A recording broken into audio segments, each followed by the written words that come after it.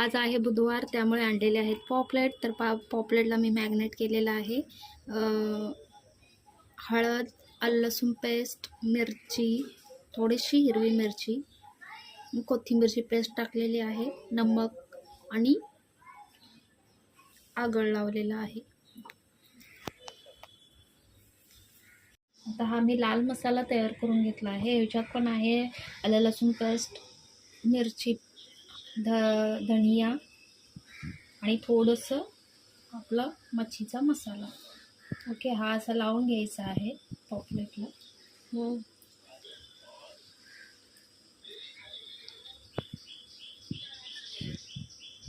आणि हे मिश्रण आहे रवा, थोडासा रवा, थोडीशी तांदळाची पिठी आणि ह्याच्यात थोडासा मच्छीचा मसाला. हे याच्यामध्ये डीप करायचं आहे.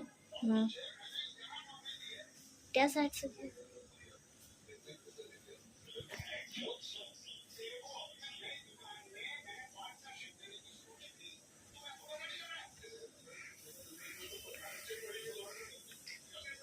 बोल.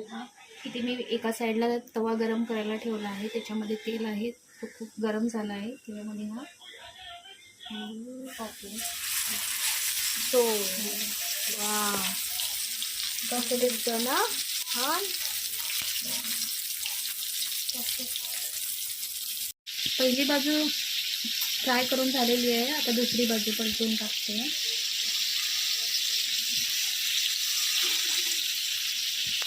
पंधरा 20 मिनटं मी एका साईडून केलेले आहे. तर दुसऱ्या बाजून भाजून घेऊया.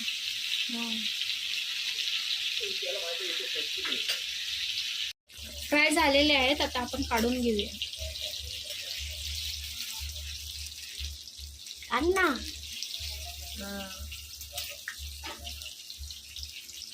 उठातात.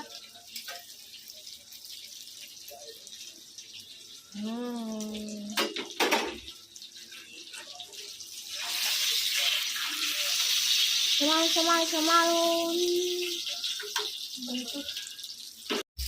अरे तिकडे खाली. आता इथे कालवण करूया मच्छीचं. त्याच्यासाठी मी एक कढई ठेवली आहे, त्याच्यामध्ये थोडंसं तेल आणि मी मगाशी थोडासे कांदा ठेवला होता, तो कांदा वापरते.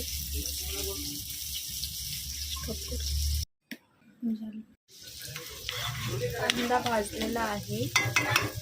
त्याच्यामध्ये जे बनवले आहे वाटण टाकूया.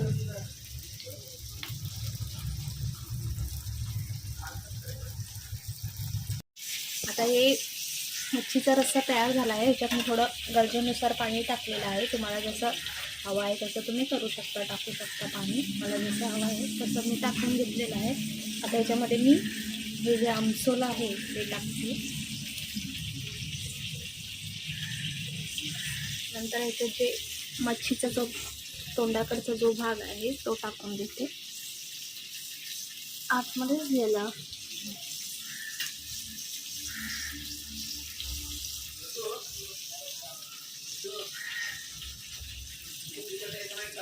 तयार झाली आहे. हा आहे आपला पॉपलेट फ्राय, पॉपलेटचं कालवण, तांदळाची भाकरी सोबत लिंब आणि कांदा. या जेवायला.